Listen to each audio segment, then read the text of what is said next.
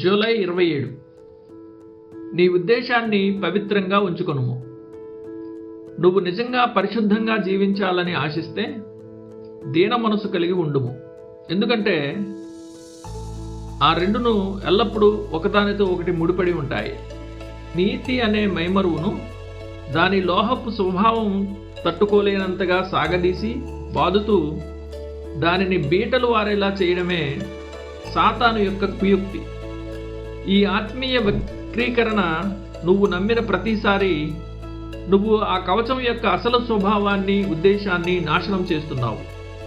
తద్వారా నీ నీతి కాస్త అవినీతిగా మారుతుంది. నీ పరిశుద్ధత బలహీనపడి దుష్టత్వంగా దిగజారిపోతుంది.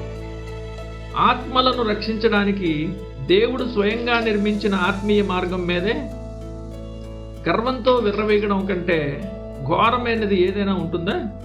నువ్వు నిజంగా పరిశుద్ధంగా జీవించాలని ఆశిస్తే దీన మనస్సు కలిగి ఉండుము.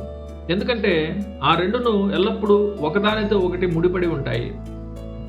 న్యాయముగా నడుచుకునుటయు, కనికరమును ప్రేమించుటయు, దీన మనస్సు కలిగి నీ దేవుని ఎదుట ప్రవర్తించుటయు ఇంతే కదా యెహోవా నిన్ను అడుగుచున్నాడు. మీకా 6:8. నీ పరిశుద్ధత ద్వారా నువ్వు పరలోకాన్ని సంపాదించుకోవాలని దేవుడు నిన్ను అడగడం లేదు. కానీ నీ కొరకు దానిని సంపాదించి పెట్టిన క్రీస్తు పట్ల నీకున్న ప్రేమను, కృతజ్ఞతను కనపరచమనే అడుగుతున్నాడు. పరిశుద్ధతలో నడవమని తన శిష్యులను ఒప్పించిన క్రీస్తు విధానం వెనుక ఉన్న ఆంతర్యాన్ని మనం ఇక్కడ గ్రహించవచ్చు. మీరు నన్ను ప్రేమించిన ఎడల నా ఆజ్ఞలను గైకొందురు. యోహాను 14:15. ఆయన ఇలా అంటున్నట్లుగా ఉంది, నేను ఈ లోకానికి ఎందుకు వచ్చానో, ఇక్కడ నుండి ఎందుకు వెళ్తున్నానో మీకు తెలుసు. మీ కొరకు నిరంతరం విజ్ఞాపన చేయడానికి నా ప్రాణాన్ని పెట్టి దానిని మళ్ళీ తీసుకుంటున్నాను. ఒకవేళ నా క్రియలకు, వాటి ద్వారా నువ్వు పొందుకునే ఆశీర్వాదకరమైన ఫలాలకు నువ్వు విలువనిస్తే నా ఆజ్ఞలను గైకొనేంతగా నన్ను ప్రేమిస్తున్నానని నిరూపించు.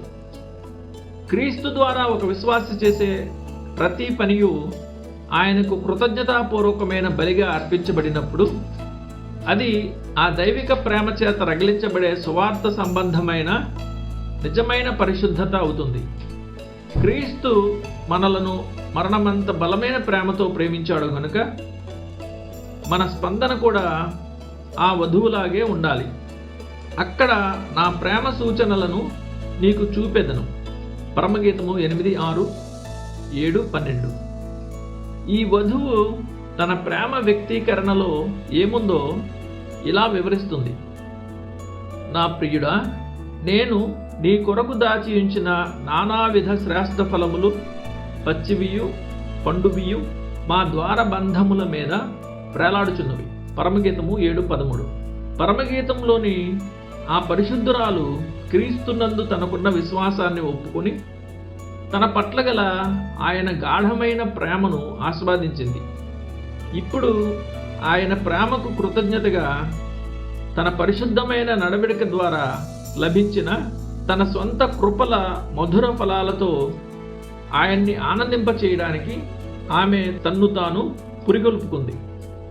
ఆమె తన గర్వాన్ని, ఆత్మవిశ్వాసాన్ని మేపడానికి ఆ ఫలాలను దాచుకోలేదు, కానీ తన ప్రియుడైన క్రీస్తు కొరకే వాటిని భద్రపరిచింది.